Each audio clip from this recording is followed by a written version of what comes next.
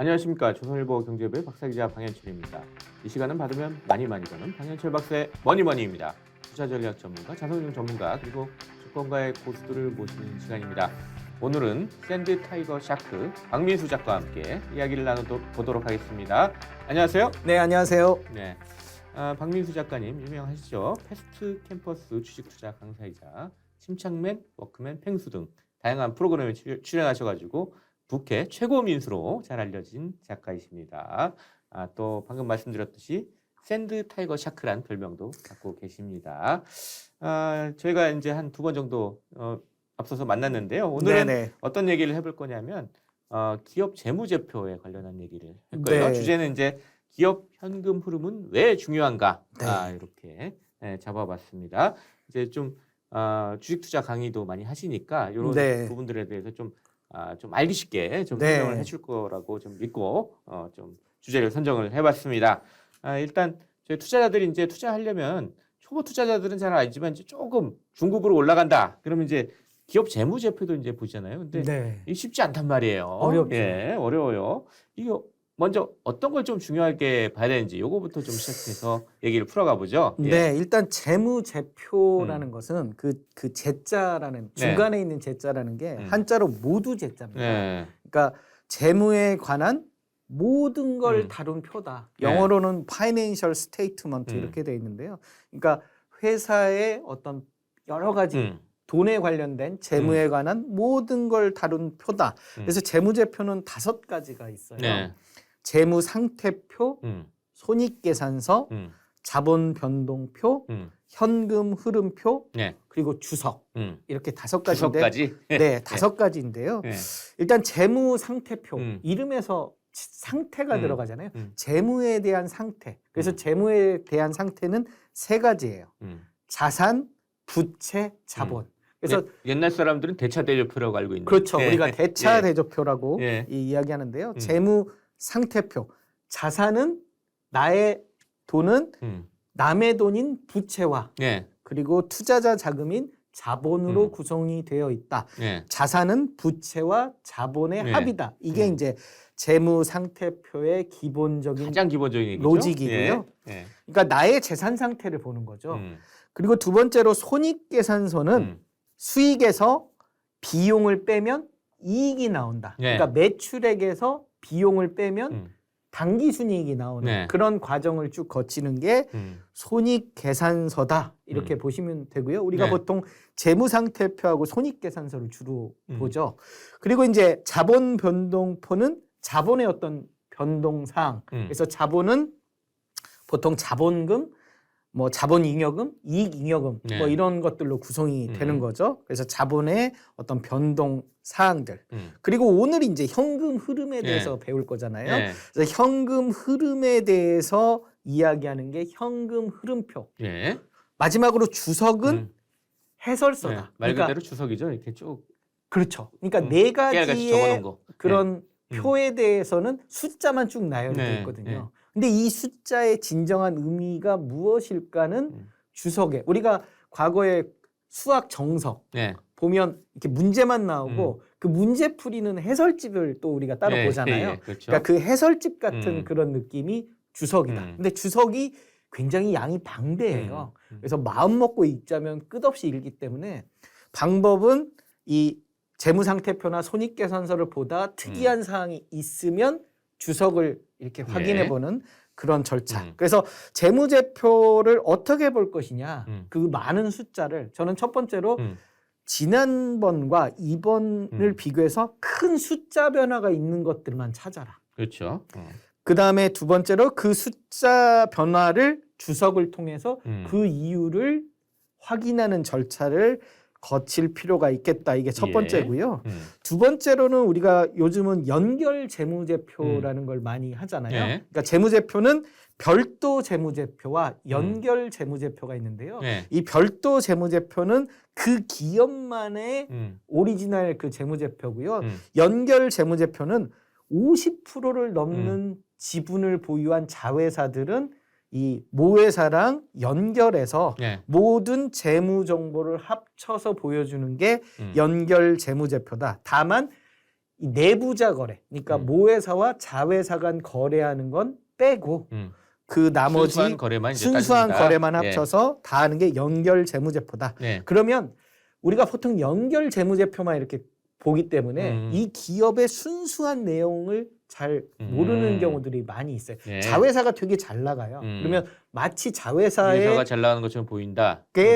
내 모회사가 잘 되는 것처럼 보이는데 모회사는 되게 안 좋을 수도 있거든요. 그렇기 때문에 연결 재무제표를 발표하는 기업들은 별도 재무제표를 꼭 확인해서 예. 오리지널 가치가 훼손됐는지 여부를 꼭 확인하자라고 이야기를 드릴 수 있을 것 같아요. 보통 우리 이제 그냥 쉽게 볼 때는 매출, 이익, 매출 늘었냐, 작년보다 늘었냐, 이익이 뭐 작년보다 늘었냐, 이것만 주로 보잖아요. 근데 우리가 오늘 알아보려고 하는 거는 현금 흐름도 체크해야 된다. 그렇죠. 그 얘기인데 왜 그렇습니까? 현금 흐름 왜 체크해야 되고 어떻게 보는 거죠? 우리 네. 저 박사님께서 잘 아시겠지만 2014년에 네. 모뉴엘 사태가 있었어요. 그래서 모뉴엘이 뭐냐면 이 허위로 네. 해외 매출을 엄청나게 일으킨 수출을 것처럼 잘한다 뭐 이렇게 얘기했죠. 그렇죠. 근데 알고 보니까 아무것도 없었던 그렇죠. 거. 근데 수출 대금을 네. 현금으로 받은 게 아니라 매출채권, 그러니까 외상값으로 받은 거예요. 네. 외상값으로 수조 원의 외상값을 받아놓고 이거를 대출을 받아요. 이 매출채권을 가지고. 그러다 보니 이 손익계산서 상의 영업이익이 1,104억 원이 나와요. 그런데 영업활동 현금 흐름은 네. 마이너스 15억 원이라는 거죠. 영업이익이 1,000억 원이 넘으면 그만큼 현금이 들어와야 되는데 현금은 오히려 마이너스인 15억 거죠. 원이 열로 빠져나간 걸로 돼 있네요. 그러니까. 그렇죠. 이게 차이가 굉장히 크다는 거죠. 네. 결국 분식 회계를 했다는 거죠. 분식 회계라는 것은 회계장부를 조작을 한 거죠. 네. 그래서 우리가 손익계산서는 현금 유출입의 정보가 없어요. 그러다 보니 얼마든지 회계장부를 조작할 수 있고 네. 이 회계장부 조작에 따라서 분식회가 일어나다 보면 우리가 본의 아니게 크게 이 회사를 믿었는데 네. 이 상장 폐지되는 그런 아픔을 겪을 수 있다는 거죠. 그렇기 네. 때문에 손익계산서의 영업이익과 함께 현금 흐름표의 영업활동 현금 흐름을 파악해서 네. 실제 현금 유출입이 있는지 여부를 크로스 체크를 할 필요가 있겠다. 네. 실적과는 별도로 현금이 오간 흔적을 확인해 보자라는 거죠. 그러면 현금 흐름표가 왜 현금의 유출입을 우리가 확인할 수 있느냐? 여기서 이제 발생주의와 현금주의라는 말이 있어요. 그러니까 회계 용어죠. 예. 재무상태표, 손익계산서, 자본변동표는 어떤 이벤트가 발생할 때 바로 그냥 재무제표에 기록을 하는데 네. 현금 흐름표는 현금이 들어와야 돼요. 외상값을 받고 물건 줬어. 물건을 네. 팔면 네. 그 손익계산서에는 바로 반영이 돼요. 네. 그런데 현금 흐름표에는 아직 돈이 네. 안 들어왔잖아요. 외상을 줬으니까 현금을 받은 건 아니죠. 그렇죠. 현금 흐름표에는 현금이 들어와야 돼요. 예. 그렇기 때문에 조작이 불가능한 거죠. 그런 측면에서 현금 흐름표를 크로스 체크해서 네. 실제 현금 흐름이 잘 돌고 있는지 네. 그러니까 흑자 도산이라는 말이 있잖아요. 영업이익은 났는데 네. 돈이 안 들어와서 망하는 그런 것들을 체크하기 위해서 현금 흐름을 꼭 확인해 보자. 네. 그래서 현금 흐름표라는 것은 기업의 어떤 세 가지 활동을 현금 흐름 측면에서 보는 건데요. 네. 세 가지 활동이라는 것은 영업 활동, 그리고 투자 활동, 네. 그리고 재무 활동 세 네. 가지로 나눠요. 그래서 영업 활동이라는 것은 우리가 물건을 팔거나 용역을 제공하거나 해서 수익이 나고 비용을 지불하고 이런 영업 활동에 관련된 게 영업 활동 현금 흐름, 손익계산서에 우리가 당기 순이익 측면에서 바라보는 게 영업 활동 현금 흐름이고요. 네. 투자 활동 현금 흐름은 우리가 영업에서 번 돈을 자산을 사거나 아니면 뭐 투자를 하거나 뭐 설비 투자를 하거나 이런 네. 부분들이 네. 투자 활동 현금 흐름이에요. 네. 그래서 재무 상태표에 결국 자산에 해당하는 부분. 그리고 마지막으로 재무 활동 현금 흐름은 네. 자금을 끌어들이는 거예요. 어떤 영업을 하기 위해서 돈을 끌어들이는 거죠. 그래서 우리가 재무 상태표에 부채와 자본에 해당 남의 돈과 투자금을 받는 그런 부분들이 결국 재무활동 현금 흐름인데요. 네. 여기서 보면 결국 재무상태표와 음. 손익계산서와 현금 흐름표는 같이 연결이 네. 되어 있다. 그렇기 때문에 같이 바라보고 우리가 크로스 체크를 해서 실제 현금의 유치율을 현금주의에 의해서 계산되는 현금 흐름표를 강조해서 좀 봐야 되겠다. 이런 네. 말씀을 드리는 네. 거죠. 그 실제 투자에도 좀 도움이 되게 좀 볼 수 있는 방법이 있어요? 일단 그 현금 흐름표는 예. 우리가 그 금감원 공시 사이트 네. 다트에서 보면 정기 공시라는 게 있어요. 네. 정기 공시라는 것은 실적을 공시하는 건데요. 네. 우리가 실적 공시는 1년에 4번을 해요. 그래서 3월과 9월은 분기 보고서, 예. 6월은 반기 보고서, 12월은 사업 보고서라는 이름으로 그 기준일에 맞춰서 네. 이 보고서가 나오거든요. 그 보고서에는 재무제표가 항상 들어 있고요. 그래서 금감원 공시 사이트 다트에서 정기 보고서를 클릭하고 뭐 사업 보고서라든지 네. 분기, 반기 보고서를 보면 되는데요. 일반 투자자 입장에서는 그걸 보기가 만만치 않죠. 예. 그렇기 때문에 좀 보기 힘들 것 같은데. 예. 편하게 이제 네이버 금융 포털에 예. 해당 기업을 치고 예. 종목 분석에서 기업 현황을 클릭하면 네. 거기에 웬만한 재무 내용들은 쭉 나온다는 거죠. 네. 다만 이제 주석 사항은 나오지 않기 때문에 네. 주석 사항에 대한 궁금증이 있다면 금감원 공시 사이트 다트를 열어서 해당 재무제표를 확인하시면 네. 될 것 같아요. 네.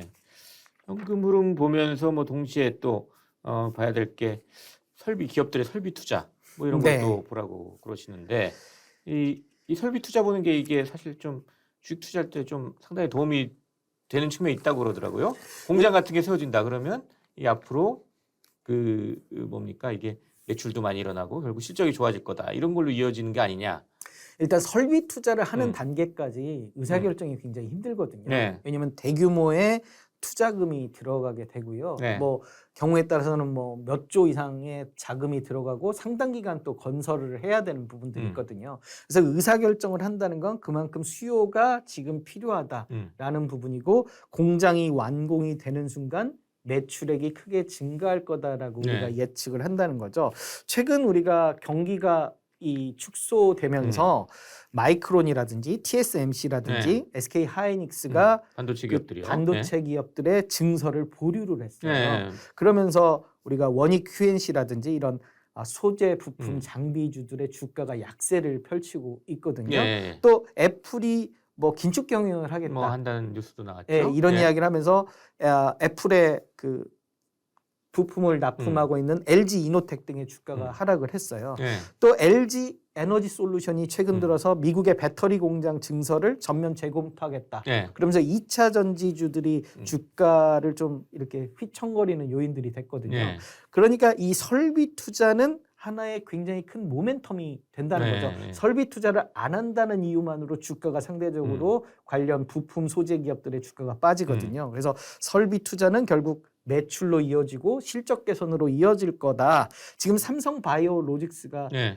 송도에 공장을 4공장을 짓고 짓는다고 있거든요. 그러잖아요. 예. 그래서 4공장이 1공장, 2공장, 3공장의 그 캐퍼를 합친 규모거든요. 그래서 매출이 2배 이상 증가할 네. 거다라고 우리가 예측을 할 수 있는 거죠. 그래서 이런 설비 투자는 사실 기업이나 그거에 부품을 대는 기업들에겐 굉장히 호재 이슈다. 네. 그래서 설비 투자가 완공이 되면 매출이 급격하게 늘 거니까 예를 들면 에코프로비엠 같은 경우는 네. 지금 해외에 2차 이제 전지 소재 업체. 네. 예. 그 양극재 업체인데요. 공장을 이렇게 증설하겠다라고 발표를 해요. 그래서 이게 원래대로 이루어진다고 하면 몇 년 후에 한 4, 5년 후에는 매출이 더 늘어날 거다 우리가 예측을 할 수 있다라는 거죠. 그런 부분들을 우리가 설비 투자를 좀 주목해야 되는 네. 이유다. 그래서 여기서 중요한 단어가 있어요. CAPEX, CAPEX라고 하는데요. 네. 이게 이제 설비 투자 등을 위해서 유무형 자산을 취득하는 그래서 영어로는 Capital Expenditures의 약자를 줄여서 CAPEX라고 하는데요. 네. 이 CAPEX의 규모를 좀 알아둘 필요가 있는 것 같아요. 그래서 LG 이노텍 같은 경우는 최근 들어서 조 단위 이상 계속 이 설비 투자를 하고 있거든요. 그 애플에 대한 어떤 그 부품 네. 이 공급을 위해서 계속 이 설비 투자를 늘리고 있다 이거죠. 예, 늘리고 예. 있기 때문에 그런 부분들이 결국 실적 개선으로 이어지는 부분들이 있거든요. 그래서 우리가 설비 투자에 대한 공시 그리고 뉴스 이런 부분들을 좀 주목해 볼 필요가 있겠다. 그래서 KPEX 우리가 KPEX는 네이버 포털에 보면 네. 그 해당되는 KPEX 규모가 이렇게 나와요. 그래서 그것만 네. 이렇게 확인해 보면 우리가 KPEX의 규모를 또 체크해 볼 수 있겠다라고 말씀을 드려요. 또 뭐 설비 투자할 때 또 유상증자한다. 이것도 뭐 얘기가 된다고. 그러니까 이제 그러죠? 유상증자는 사실 악재거든요. 예. 우리가 시가총액이라는 게 주식수 곱하기 주가인데 주식수가 늘어나면 주가가 주가에는 그만큼 악재가 될 수밖에 낮아져서 없죠. 예. 유상증자는 보통 악재인데요. 설비 투자 같은 경우는 설비 투자가 완공된 다음에 매출액이 늘어날 거기 때문에 우리가 유상증자 공시에 보면 자금 조달의 목적이 한 6가지 정도 나와요. 네. 그래서 시설 자금, 영업 양수 자금, 운영 자금, 채무 상환 자금, 타법인 증권 취득 자금, 뭐 기타 자금 뭐 이런 것들이 나오는데 예. 예를 들면 뭐 채무 상환 자금 이런 규모로 유상증자를 한다는 건 악재예요. 별로 안 좋겠네요. 그렇죠. 네. 뭐 아니면 뭐 내부 운영 자금 이런 부분들도 상당히 악재예요. 돈이 없어서 하는 거거든요. 네. 근데 시설 자금이나 영업 양수 자금, 뭐 타법인 증권 취득 자금 같은 경우는 공격적으로 좀 영업을 하겠다는 거죠. 그래서 이 유상증자의 자금 조달 목적에 따라서 설비 투자를 하겠다 그러면 네. 오히려 증시에 긍정적인 모멘텀을 가져오는 이슈들도 있다라고 우리가 네. 이야기를 드릴 수가 있어요. 네. 자, 그럼 설비 투자에 있어서 유상증자가 호재라고 말씀하셨는데 그거 말고 이 설비 투자하고 감가상각비 요것도 좀 관계가 있을 것 같은데요. 네네. 네. 그러니까 설비 투자를 하게 되면 매출이 증가한다는 부분은 굉장히 긍정적인 부분인데요. 네. 반대로 이렇게 건물이 만약에 완공이 되면 그거에 대해서 감가상각이 일어나요. 네. 그래서 가치 하락 부분에 대한 그런 부분들이 결국 영업이익을 좀 축소시키는 그런 효과를 가져오게 되는 거죠. 네. 그러니까 매출은 늘어나는데 또 감가상각되는 부분, 영업이익에서 좀 축소되는 부분. 우리가 이 유형자산, 그러니까 이 자산은 유형자산과 무형자산으로 네, 나뉘잖아요. 형태가 있는 유형자산은 보통 내역연수라는 게 있어요. 영어로 useful life인데요. 삼성전자 같은 경우는 건물에 대해서 내역연수가 15년에서 30년, 네. 그리고 기계장치는 한 5년 정도의 내역연수를 둬요. 네. 예를 들면 기계장치가 5년을 쓰면 버릴 거냐? 버리지 않아요. 계속 쓸 수는 있어요. 다만 가치가 없다는 거죠. 네. 효용이 떨어진다는. 그래서 감가상각 때문에 이 완공이 된 다음에 갑자기 영업이익이 뚝 떨어지기도 해요. 매출이 아직 발생되지 않으면. 그래서 이 감가상각 기간이 예를 들면 짧을수록 좋은 거죠. 빨리 털어버리고 감가상각 기간이 지나면 이제 온전하게 그게 다 이익이 되는 거죠. 그렇죠. 결국. 네. 그래서 감가상각 기간 동안은 영업이익에 좀 영향을 줄 수 있다. 이 부분을 좀 고려를 해보실 필요가 있고요. 네. 우리가 주석사항에 유형자산 부분에서 감가상각에 대한 정보가 나와요. 그러니까 그 부분을 좀 참고해서 설비 투자가 있는 기업들은 감가상각의 기간이라든지 그런 부분들을 좀 체크를 해보시면 되고요. 예. 만약에 불황이 오면 이 매출은 안 일어나는데 감가상각 때문에 갑자기 영업이익이 뚝 떨어지기도 하기 때문에 사실 감가상각비는 착한 부채예요. 왜냐하면 이 현금이 나가지 않는 예. 그냥 서류상의 그런 거기 때문에 갑자기 영업이익이 떨어졌는데 감가상각비 되다 때문이다. 그러면 좀 좋게 보실 필요도 있겠다라고 하고요. 우리가 이 이 설비 투자와 함께 바라볼 게 잉여 현금 흐름이라는 게 있어요. 이게 FCF라고 하는데요. 네. 프리 캐시 플로우의 약자예요. 뭐냐면 앞서 우리가 했던 영업 활동 현금 흐름에서 네. 이 KPEX 즉 설비 투자한 거를 뺀 그 금액이 FCF예요. 그러니까 잉여 현금 흐름. 그러면 잉여 현금 흐름이 왜 중요하느냐? 삼성전자가 발표한 내용인데요. 네. 3년간의 FCF의 50%를 주주에게 환원하겠다. 이런 이야기를 하거든요. 그러니까 2021년부터 2023년 사이에 FCF의 50%를 주주에게 환원하겠다. 즉 잉여 현금 흐름은 영업이익으로 설비 투자하고 남은 돈인데 그 남은 돈을 가지고 배당이라든지 네. 자사주 매입을 해서 소각한다든지 아니면 채무가 있으면 채무를 상환한다든지 이런 주주에게 굉장히 상당히 좋은 도움이 되는, 활동을 하겠다. 음. 그래서 잉여 현금 흐름이 많을수록 좋구나. 음. 앞서 우리가 언급한 에코프로비엔 같은 경우는 예. FCF가 마이너스였어요. 투자를 많이 하다 보니까 그렇죠. 수도 있겠네요. 그러니까 FCF가 마이너스이다 보니까 음. 결국 유상증자를 하게 되는 거죠. 음. 유상증자를 해서 설비 투자에 대한 투자를 하게 되는 거죠. 네. 삼성전자 같은 경우는 FCF가 많겠죠. 음. 그렇기 때문에 뭐 유상증자라든지 이런 필요성이 없는 거고요. 예. 그래서 FCF를 통해서 유상증자를 할 수 있는 건지 음. 뭐 이런 여부도 그리고 배당을 하게 되는지 이런 것들을 우리가 체크를 해볼 수 있다는 거죠. 네. 그리고 마지막으로 설비 투자 기업들은 우리가 PER 지수 말고 EV 에비타라는 네. 그런 비율을 좀 주목해 봐야 되겠다. 음. 왜냐하면 설비 투자를 하는 기업들은 감가상각 비용을 너무 많이 쓰다 보니까 예. 감가상각이 뺀 그런 수치를 가지고 좀 체크를 해봐야 되지 않겠느냐. 예. 그래서 설비 투자가 많은 기업들은 EV 에비타로 기업의 가치를 좀 체크를 해보자. 예. 그러면 EV 에비타가 뭐냐? EV라는 건 엔터프라이즈 밸류라고 해서 그 기업의 시장 가치예요. 예. 그리고 에비타라는 것은 영어로 earnings before interest, taxes, depreciation and amortization. 되게 어려운 예. 그런 용어 네. 같은데요. 이자나 세금이나 감가상각 비용을 제외하기 전에 이익인 거죠. 그러니까 설비 투자 기업들은 감가상각 비용을 많이 이렇게 영업이익에서 빼니까 그렇다고 하면 감가상각 비용 전에 순수한 영업이익을 가지고 네. 기업 가치랑 비교를 해보자.